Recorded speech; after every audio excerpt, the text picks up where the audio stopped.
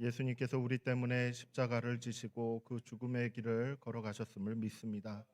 그 예수님을 깊이 묵상하는 이 사순절 기간이 되시기를 축복합니다. 하나님께서 주시는 그 사랑이 우리 안에 가득 채워져서 그 사랑으로 나를 사랑하고 이웃을 사랑하고 그리고 가족도 사랑하고 교회도 사랑하고 그리고 우리 지역도 우리 직장도 사랑해가는 저와 여러분이 되기를 예수님의 이름으로 축복합니다. 우리에게 있어서 참 여러 가지가 부족한 것이 많이 있지만 그래도 희망이 있는 것은 하나님이 우리 하나님이시기 때문인 것입니다. 하나님이 없으면 우리에게는 희망이 없겠죠. 왜냐하면 한계를 늘 경험할 수밖에 없기 때문에 그렇습니다. 내 속을 들여다봐도 한계가 느껴지고 가족을 봐도 한계가 느껴지고 주변을 돌아봐도 한계가 느껴지는 것이죠. 하지만은 이 모든 한계들 가운데 이 제한들 가운데에서도 끊임없이 우리와 함께 하시고 그리고 끊임없이 공급해 주시겠다 약속도 해 주시고 그 약속을 때마다 시마다 이루어 주시는 그 하나님이 나의 하나님이신 거예요.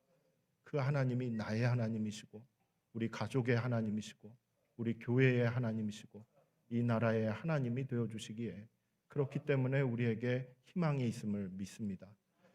그 하나님의 사랑을 그리고 그 하나님의 그 능력과 지혜를 묵상하며 이 사순절 기간 동안에 힘을 얻으시는 귀한 은혜가 있으시길 예수님의 이름으로 축복합니다. 본문에 있는 말씀을 이렇게 보면은 탕자의 비유 그렇게 이제 많이 알려져 있죠. 탕자의 비유의 한 대목입니다. 끝부분을 이렇게 함께 읽은 바가 있습니다.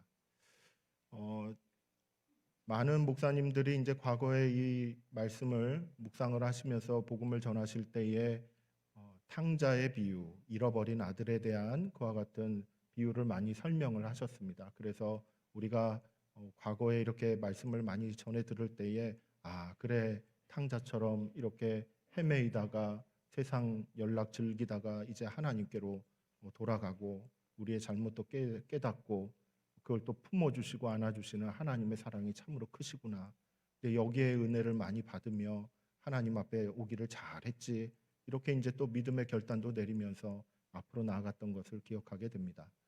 그런데 여러분 가지고 있는 성경책이 개역개정판 맞습니까? 개역개정판에 있는 그 성경 말씀을 보면은 이 대목에 있어서 제목이 이렇게 적혀 있습니다. 제목이 무엇으로 적혀 있냐면 잃은 아들을 되찾은 아버지 비유. 잃은 아들을 되찾은 아버지 비유다라고 이렇게 제목이 적혀 있습니다. 그러니까 이 이야기의 중심 인물은 아들이 아닌 것이죠. 잃어버린 아들이 아니라 누구냐면 아버지인 것입니다. 아버지가 중심인 것이죠. 그 누가복음 15장에 있는 이야기를 이렇게 쭉 살펴보면은 세 개의 그 비유가 등장합니다. 그 세 가지 비유는 다 동일한 주제를 다루고 있죠. 제가 신학대학원에 들어가 보려고 열심히 공부했던 시절이 있었습니다. 열심히 공부를 했었는데 그때 성경 과목을 치르기 위해서 열심히 외웠죠. 이 기억력 없는 머리로 열심히 외웠습니다. 거기에 누가복음 15장은 뭐가 있나 시험 문제 나오면 안 되잖아요. 나오면 이제 맞춰야 되니까 그 내용이 이제 뭐가 있나 이렇게 외울 때 이렇게 외웠습니다. 여러분도 한번 외워보시면 좋겠는데 양동탕. 뭐 굳이 따라서 하실 필요는 없습니다. 양동탕이라고 했어요. 왜냐하면 잃어버린 양의 비유가 여기 나오거든요. 그리고 잃어버린 동전, 여기서는 이제 드라크마라고 하는데 그 드라크마는 은전입니다. 은으로 만든 동전이에요. 그래서 그 동전에 대한 비유가 나오죠. 그 다음에 탕자의 비유가 이렇게 나온 거죠. 그래서 합쳐서 양동탕. 누가복음 15장에는 양동탕이 나오는구나. 먹고 하나님께 감사해야지. 뭐 이런 생각을 해본 적이 있습니다. 이렇게 이제 암기를 했었는데 실제로 이 세 가지 비유의 그 핵심은 양에 대한 비유가 아닌 것입니다. 동전에 대한 비유가 아니고 탕자에 대한 비유가 아니었던 것이에요. 개역개정판에 있는 그 제목을 쭉 보시면은 확인할 수가 있는 게 이런 내용이 있죠. 잃은 양을 찾는 목자의 비유다라는 얘기가 있습니다. 그리고 잃은 드라크마를 찾은 여인의 비유다라고 얘기해요. 그리고 잃은 아들을 되찾은 아버지 비유다. 그러니까 초점이 어디에 있냐면 목자에게 있는 것이죠. 여인에게 있는 것입니다. 그리고 아버지에게 있는 것이에요. 이 세 분, 이 목자와 여인과 아버지는 똑같아요. 잃어버렸던 걸 찾은 것입니다. 그 잃어버렸다가 찾은 그 기쁨을 이야기하고 있는 것이죠. 이것을 비유로 세 가지나 이렇게 쭉 이야기를 하신 겁니다. 그만큼 그 목자 그리고 여인 그리고 아버지의 그 마음이 하나님의 마음을 이렇게 잘 나타내고 있다라는 것을 이렇게 알려주는 것이죠. 이러한 세 가지 비유의 말씀을 이렇게 쭉 말씀하시는 그 배경을 좀 보면 예수님이 어떠한 상황에 있었냐면 세리들과 죄인들과 함께 식사하시는 자리에 있었습니다. 누가복음 15장 1절과 2절 말씀을 보면은 이와 같은 내용이 있죠. 모든 세리와 죄인들이 말씀을 들으러 가까이 나아오니 바리새인과 서기관들이 수군거려 이르되 이 사람이 죄인을 영접하고 음식을 같이 먹는다 하더라. 이렇게 이야기하고 있어요. 그러니까 예수님께서 마을에 들어가셔서 이제 한 집을 정하시고 거기에서 식사도 하시면서 그곳에서 병자들도 치유하시고 하나님 말씀도 이렇게 잘 가르쳐 주시고 그 같은 사역들을 행하시는데 거기에서 같이 이제 밥을 먹는 사람, 식사를 나눈 사람들이 누구냐면 죄인들이라고 했죠. 흔히 말해서 그 시대에 이제 성매매업자를 얘기하는 겁니다. 그 사람들이 왔고 그 다음에 세리들이 왔던 거예요. 그 세리들이 이렇게 와가지고 같이 밥을 먹는 거예요. 근데 그 모습을 이렇게 쭉 누가 봤겠습니까? 바리새인들과 서기관들이 본 것이죠. 보고 이제 뒤에서 뒷말을 하기 시작한 거예요. 수군거리기 시작한 것이죠.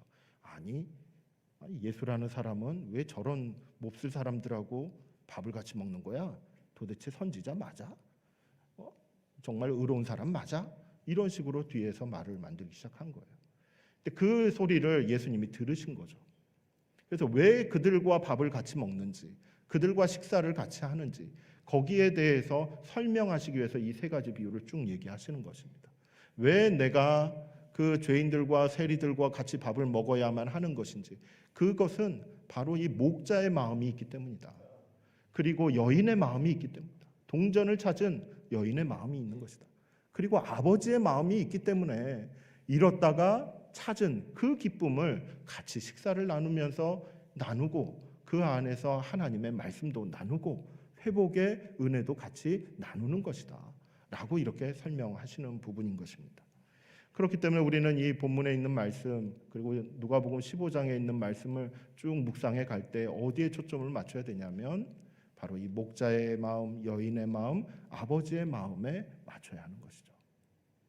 여러분, 아버지의 마음은 어떤 마음일까요?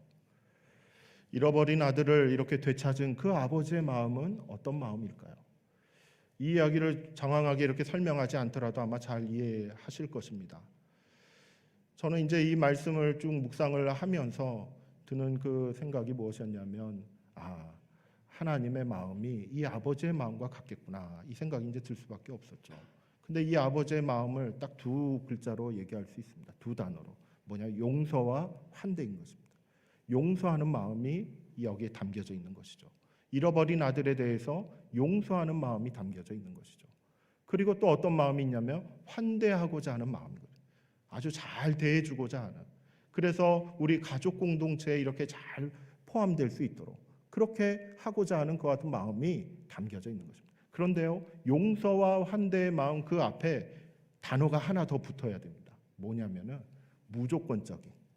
무조건적인 그 용서와 무조건적인 그 같은 환대의 마음으로 이 잃어버린 아들을 이렇게 대하셨다라는 것을 알 수가 있는 것이죠. 여러분 20절 말씀을 한번 보시면 이와 같은 표현이 있습니다. 이에 일어나서 아버지께로 돌아가니라. 아직도 거리가 멀다라고 했어요. 멀리 보인다는 얘기죠. 아버지가 그를 보고 측은히 여겨 달려가. 불쌍히 보였다는 것입니다. 모습이 보이자마자 그 행색이 너무나도 남루하고 힘들어 보인 것이죠. 측은히 여겨서 달려가서 목을 이렇게 안고 입을 맞췄다라고요. 아주 반갑게 맞이한 것이죠. 잃어버린 아들을 이제 건강한 모습으로 투벅투벅 걸어오기는 하지만은 그래도 팔다리 다 성하고 그렇게 돌아온 걸 보니까 야 반갑구나 하면서 멀리 있었지만 달려가면서 이렇게 맞이했다라는 것이에요. 여러분 이어서 22절을 한번 보시면은 아버지는 종들에게 이르되 제일 좋은 옷을 내어다가 입히고 손에 가락지를 끼우고 발에 신을 신기라. 그 모습이 너무나도 행색이 초라하다 보니까 이 모습 이대로는 가족들에게 이제 내 아들이 돌아왔다라고 말하기가 힘든 것이에요. 그러니까 일단은 아들답게 이렇게 이제 그 외모부터, 그리고 그 마음도 위로하고 그 외모부터 이렇게 또 갖추어 주는 것입니다. 옷도 주고 가락지도 끼우게 하고 신발도 신기고, 그러면서 남들 앞에 이렇게 딱 섰을 때 부끄럽지 않도록 그렇게 미리 이렇게 다 조치를 취하는 것이죠. 그리고 난 다음에 23절에 보시면은 살진 송아지를 끌어다가 집에서 이제 잡고, 그리고 우리가 먹고 즐기자, 잔치를 베풀자는, 그 잔치를 하는 이유가 무엇이겠습니까? 내 아들이 돌아왔다라는 것이에요. 주변 사람들이 다 알겠죠. 그 아들이 어떤 아들인지. 집안 재산 다 가지고, 다는 아니겠지, 일부를 이렇게 가지고 갔다가 허랑방탕하게 이렇게 썼던 그 아들, 그 소식들이 주변이 모르겠습니까? 다 알겠죠. 근데 그 아들이 돌아온 것이에요. 돌아와서 그냥 꼭꼭 숨어서 쥐죽은 듯이 살아라, 그렇게 얘기할 수도 있죠. 부끄럽다, 그렇게 얘기할 수도 있을 것이에요. 근데 그게 아닌 것이죠. 잔치를 열어서 손님들을 초청하고 같이 밥을 같이 먹자, 같이 식사를 나누자. 이게 무슨 말이겠습니까? 너는 내 아들이다 라는 것을 공개적으로 알려주는 것입니다. 그래서 이 지역사회든지 그리고 우리 집에서든지 너는 아들로서 당당하게 살아가라 라고 아버지는 그 조치를 취해 주는 것입니다. 이 모습을 보았을 때 참 용서의 모습이 어떤 모습일까, 환대의 모습이 어떤 모습일까, 이것을 보게 되는 것이죠. 그 아버지께서 가지셨던 그 용서의 마음, 그리고 그 환대의 마음을 이렇게 쭉 들여다보면은 어떤 마음이 느껴지냐면 과거를 묻지 않습니다. 너 어떻게 살았니? 그 돈 다 어떻게 했니? 너 무슨 일을 하다가 이제까지 왔니? 묻지 않아요. 그리고 잘잘못을 따지지 않습니다. 너 왜 이 모양이니? 내가 지금 너한테 얼마를 줬는데, 너가 그렇게 졸라대가지고 내가 그렇게 하지 말라고 얘기했는데도 왜 그래 이래 가지고 왔냐? 잘잘못을 따지지 않는 것이에요. 그러면서 그 아들에게 필요한 것들을 아버지는 다 마련해가지고 공급해 주는 것입니다. 옷도 주고 가락지도 주고 신발도 신기고, 그리고 사람들을 불러 모아다가 같이 살아갈 수 있도록 그런 환경도 다 마련해 주는 것이죠. 여러분, 이것이 용서이고 이것이 환대였던 것입니다. 하나님께서 이 아버지를 통해서 보여주시는 그와 같은 하나님의 마음이 이와 같은 것이 아닌가, 이것을 다시 한번 깨닫게 되는 것이죠. 그러면서 한 가지 드는 생각이 무엇이냐면 부모의 마음이 다 이와 같은 게 아닌가, 이런 생각이 드는 것이죠.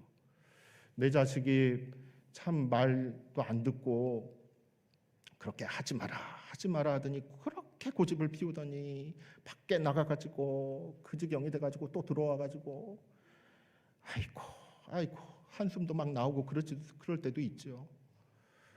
아유, 저 공부하는 거 보니까 참 안 되겠네, 성적도 떨어지고 막 그럴 때도 있죠. 방 좀 치우라고 해도 안 치우고. 저희 집 아니에요. 깨끗해요, 저희 집은. 그렇기 때문에 이제 이와 같은 모습들을 딱 보았을 때 참 얼마나 답답해요. 참 어떻게 하나. 그런데요, 참 이렇게 많이 쳐다보고 있으면, 여러분도 아마 다 그러시지 않겠습니까? 많이 쳐다보고 있으면 그래도 이쁜 거예요. 그래도 내 자식인 거예요. 그래도 뭔지 모르게 속에서 이렇게 참 그래도 같이 살자. 그래도 같이 이렇게 다독여주고 위로하고 힘주고 하는 그와 같은 마음이 속에서 일어나는 것이죠. 이게 부모의 마음이 아닌가, 무조건적인 사랑이 아닌가. 하나님께서 우리를 보실 때, 이 잃어버린 아들을 보실 때 그렇게 봤던 것이 아닌가, 이런 생각이 들어지는 것입니다. 잘못을 해도 용서하고 받아주는 그와 같은 마음, 이 마음이 아버지 하나님의 마음이라 믿는 것입니다. 잘하지 못해도 아들로 인정해주고 가족으로 받아들여주고 잔치까지 열어서 함께 밥 먹고 함께 살아가보자, 그렇게 위로하고 격려해주는 그와 같은 마음, 그와 같은 실제로 행동, 조치하는 것들, 이와 같은 부분들이 바로 하나님의 그 아버지의 선물이고 환대인 것이죠. 이 용서와 환대를 가리켜서 우리는 이렇게 얘기합니다. 은혜입니다. 은혜. 은혜인 것입니다. 자격은 없지만 하나님께서 은혜를 주시고 그 은혜로 용서함 받고 그 은혜로 필요한 것들도 얻고 그러면서 믿음의 공동체 안에서 우리의 가족 안에서 한 걸음씩 한 걸음씩 걸어갈 수 있게 되는 것. 이것이 은혜인 것입니다. 우리 모두는 사실 이 은혜를 받고 살아가는 사람들인 것이죠. 은혜로 산다는 게 무엇일까? 다시 한번 정리하게 되는 것입니다. 세상에서 내 방식대로 아둥바둥 살면서 그렇게 한번 살아가 본다라는 것이죠. 그러면서 여기에서 깨지고 저기에서 지치고 때로는 성공도 좀 거두었다가 그러다가 또 실패도 거두어 보는 것이죠. 이제 이렇게 저렇게 살다가 아이고 이렇게 살면 안 되겠구나. 더 이상 힘이 없구나. 그래 기도 한번 해야지. 기도하러 하나님 앞에 나오고 예배드리러 한 번 더 나와보고 이제 이렇게 어쩌다 한 번씩 하나님 앞에 이제 나왔을 때 그럴 때 하나님이 너 어떻게 살다가 이제서야 왔니? 이렇게 묻지도 않으시고 따지지도 않으시고 그냥 이제서야 왔구나. 품어주시고 그러면서 이해해 주시고 그러면서 필요한 것들도 허락해 주시고 그러면서 우리 함께 한번 같이 한번 살아가 보자. 이렇게 또 권면도 해주시고 그러면서 이렇게 세워주시는 그와 같은 모습들 이것이 바로 하나님의 은혜다라고 믿는 것입니다. 우리는 이 은혜로 살아가는 것이죠. 우리는 하나님께로부터 무조건적인 용서와 그리고 그 환대를 받으면서 그러면서 우리는 다시 한번 힘을 내며 걸어가고 있는 것입니다. 남은 사순절 동안에 우리 하나님의 그 용서와 그 환대 그 은혜의 시간들을 경험할 수 있기를 축복합니다. 하나님 주신 은혜로 새 힘을 얻으시고 다시 한번 기도의 자리에서 딱 일어나셔서 하나님과 함께 한 걸음씩 걸어 나아가는 저와 여러분이 되기를 예수님의 이름으로 축복합니다. 본문의 말씀을 보면은 이와 같은 아버지의 마음, 무조건적인 용서와 환대의 그와 같은 마음을 다 이해해 주면 좋겠는데 근데 이해하지 못하는 한 사람이 등장하죠.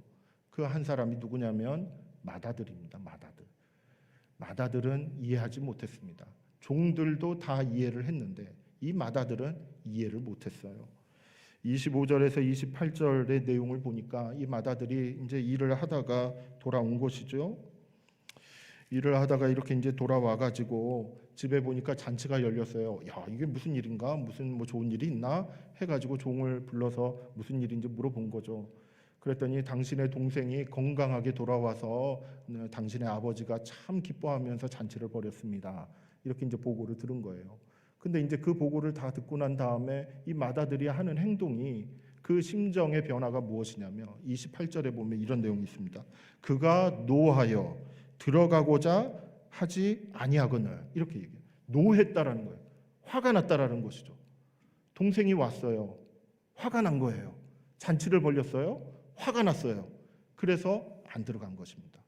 아버지의 마음은 동생을 맞이해주고 필요한 거 다 주고 그리고 잔치를 다 벌여주고 그러면서 이렇게 함께 새 출발하기를 원했는데 이 맏아들은 그런 마음이 안 든 거예요.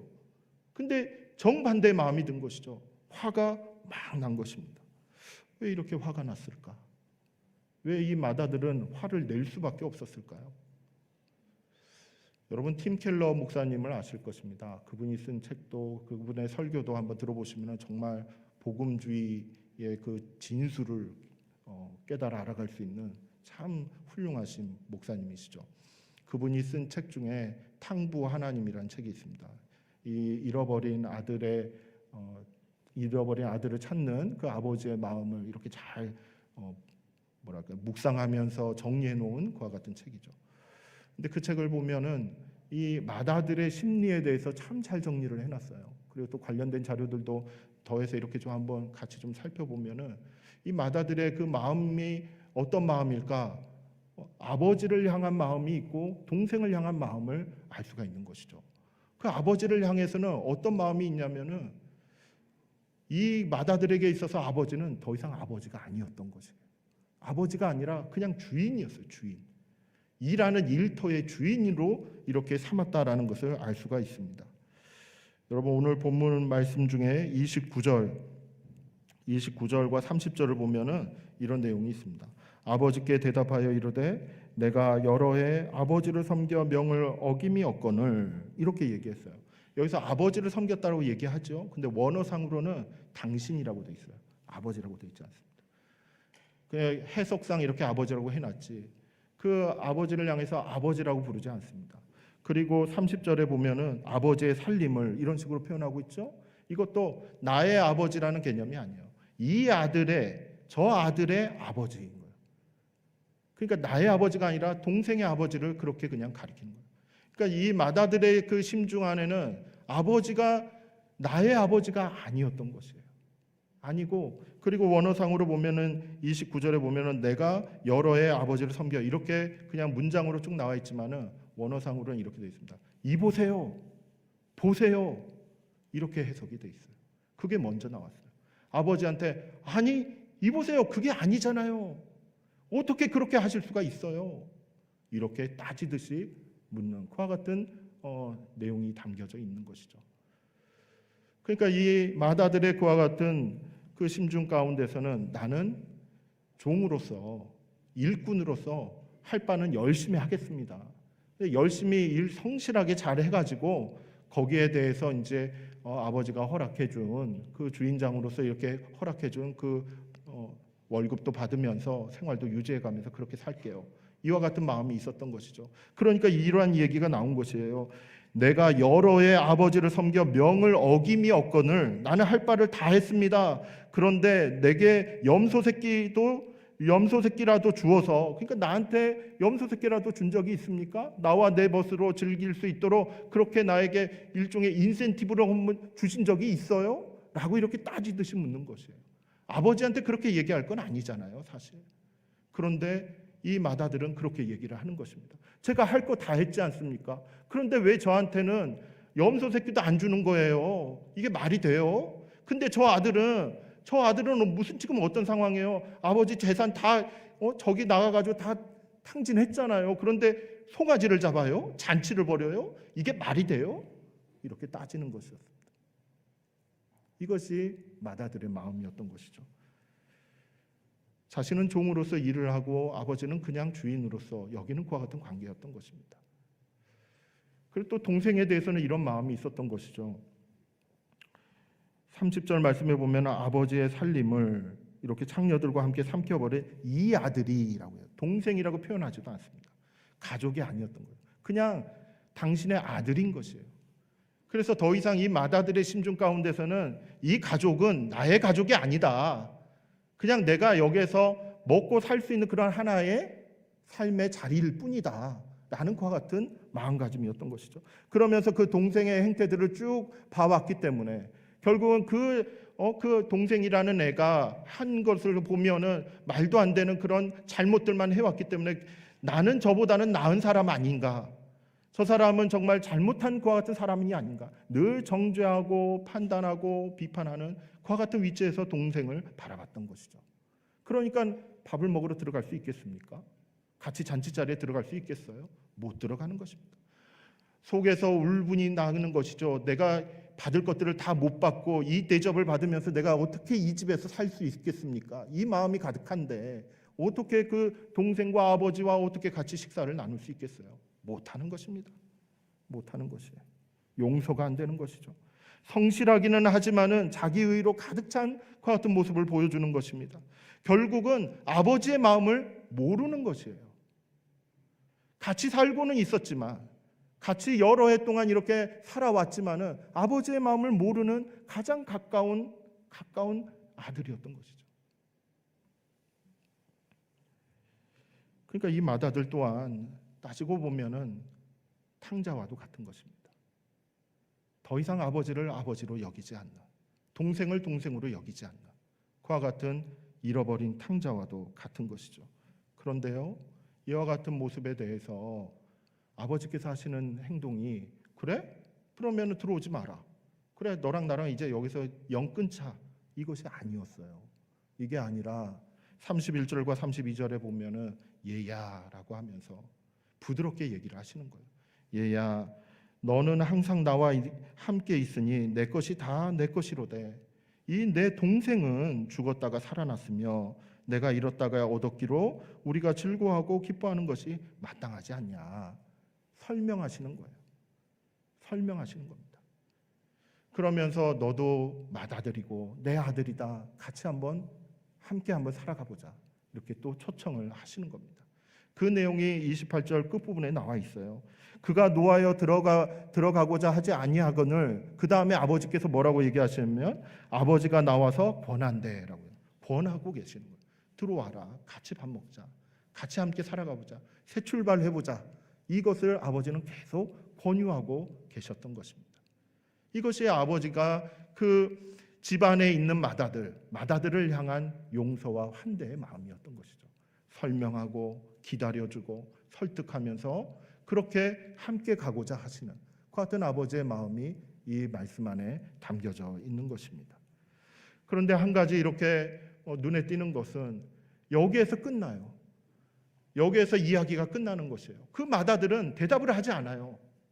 예, 아버지 알겠습니다. 아버지께서 그렇게 설명을 해주시니까 제가 들어가서 같이 밥을 먹을게요. 우리 같이 한번 잘해봐요. 이렇게 대답하면 좋잖아요.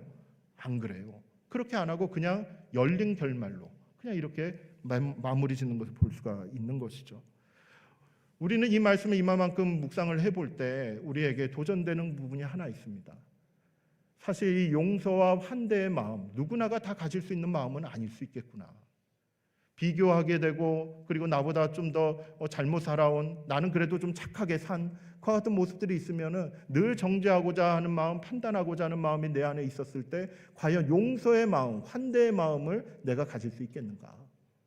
어렵다라는 것이죠. 힘든 것이에요.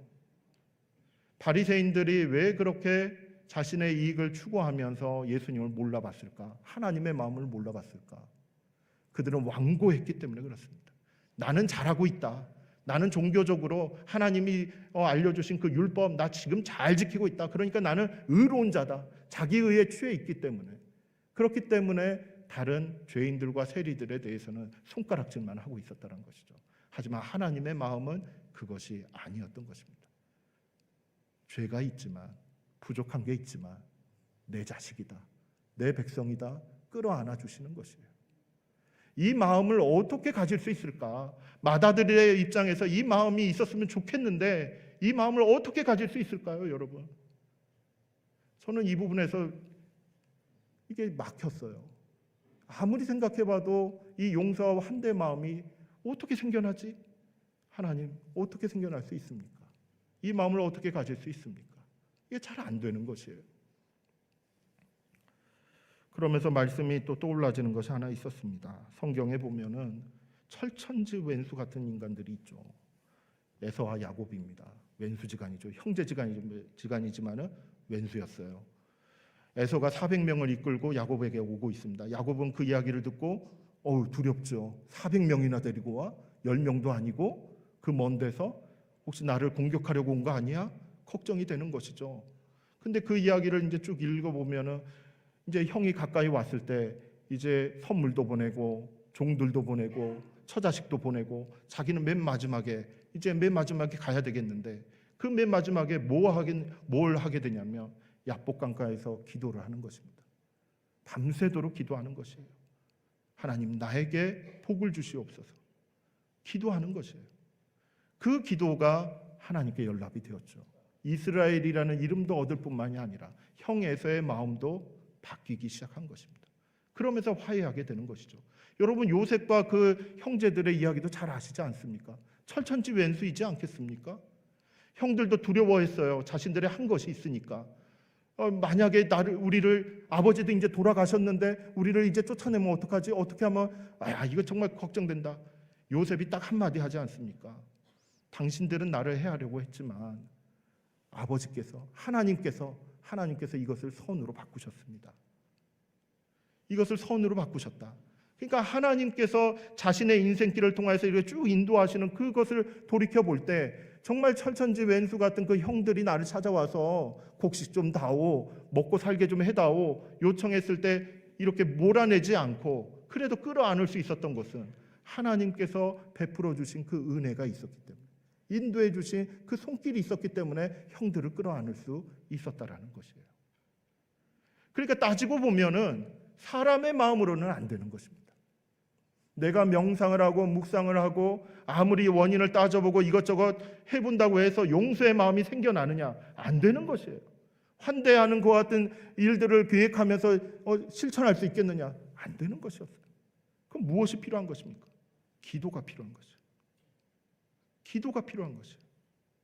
하나님께서 그동안에 이렇게 인생길을 인도해 주시는 거, 가족의 역사를 인도해 주시는 거, 교회와 이 나라와 민족의 역사를 이끌어 주시는 걸 쭉 돌아보면서 하나님이 이것 때문에 이렇게 인도해 주셨구나. 그것을 깨달아 알아가는 것이 용서의 마음이 생겨나는 근거가 되는 것입니다. 하나님이 마음을 주셔야 돼요. 그래서 사도 바울은 이렇게 고백을 한 부분이 있습니다. 에베소에 있는 교인들에게 편지를 썼지요. 에베소서 2장 13절, 14절, 18절. 우리 한번 같이 한번 읽어보겠습니다. 시작. 이전에 그리스도 예수 안에서 그리스도의 피로 가까워졌느니라. 그는 우리의 화평이신지라. 둘로 하나를 만드사 원수된 것 곧 중간에 막힌 담을 자기 육체로 허시고, 이는 그로 말미암아 우리 둘이 한 성령 안에서 아버지께 나아감을 얻게 하려 하심이라. 아멘. 그래서 사도 바울은 이방인과 헬라인, 이방인과 유대인, 이 두 대상은 완전히 다른 배경을 가지고 있고 완전히 다른 삶을 살아왔고 신앙관을 가지고 있는 그와 같은 사람들이에요. 근데 이들이 어떻게 한 교회 안에서 하나가 되어 가지고 예배를 드릴 수 있겠는가? 그것이 가능해지는 근거가 무엇인가? 그리스도의 피로 가까워졌다라는 것이죠. 예수 그리스도를 믿는 그 믿음 안에서 가까워지는 것입니다. 서로를 바라보는 것이 아니라 예수 그리스도의 그 십자가를 바라볼 때, 그럴 때 가까워질 수 있다라는 것이죠. 그리고 한 마음으로 아버지께 나아갈 수 있는 그 환경은 무엇인가? 성령 안에서 가능한 것이에요. 성령께서 주시는 마음이 있어야 되는 것입니다. 성령께서 주시는 그 믿음 안에서 전혀 다른, 서로 손가락질할 수밖에 없는 그 사람들끼리 하나가 되어서 함께 예배하며 나아갈 수 있음을 선포하는 것이죠. 여러분, 이것이 용서의 마음이고 환대의 마음인 것입니다. 이 마음은 우리가 만들어낼 수 있는 게 아니에요. 하나님께서 주시는 것입니다. 부어주시는 것입니다. 그래서 우리는 기도의 자리로 가야 되는 것입니다. 그래서 우리는 성령의 충만하심을 또 구해야 하는 것입니다. 내가 스스로 만들어낼 수 없기 때문에 하나님이 부어주시는 그 사랑과 그 용서와 그 환대로 내 마음속이 가득 채워져 갈 때, 그 안에서 하나씩 하나씩 흘러서 나와 하나됨을 이루어갈 수 있음을 알 수 있게 되는 것입니다. 여러분, 아버지의 마음을, 하나님의 마음을 기억하시기를 바랍니다. 하나님의 마음은 같이 밥 먹자 이겁니다. 함께 살아가 보자 이 마음이신 것입니다. 이 마음을 우리가 기억하고, 때로는 내 마음이 거기까지 가지 못할 때 기도의 자리로 그냥 내 마음 드려야 하는 것입니다. 서로의 그와 같은 모습이 보여질 때 예수 그리스도의 십자가를 바라봐야 하는 것입니다. 내 마음의 한계가 느껴질 때 성령님께 도움을 구해야 하는 것입니다. 그럴 때 우리는 우리의 가족 안에서, 우리 교회 안에서, 이 나라 가운데에서 하나가 되어질 수 있는 것이죠. 이와 같은 은혜가 이 사순절 기간 동안에 우리의 삶 가운데 충만히 임하여지기를 예수님의 이름으로 축복합니다. 기도하겠습니다. 사랑의 하나님, 하나님의 마음을 알기를 원합니다. 그 마음이 내 안에 가득 채워져서 하나님께서 나를 용서하시고 환대하셨듯이 우리가 서로를 바라보며 무조건적으로 용서하고 환대할 수 있기를 간절히 바랍니다. 성령 하나님 충만히 거하여 주셔서 우리의 삶의 자리를 하나님의 사랑으로, 하나님의 용서와 환대로 채워 주시옵소서. 예수님의 이름으로 기도드립니다. 아멘.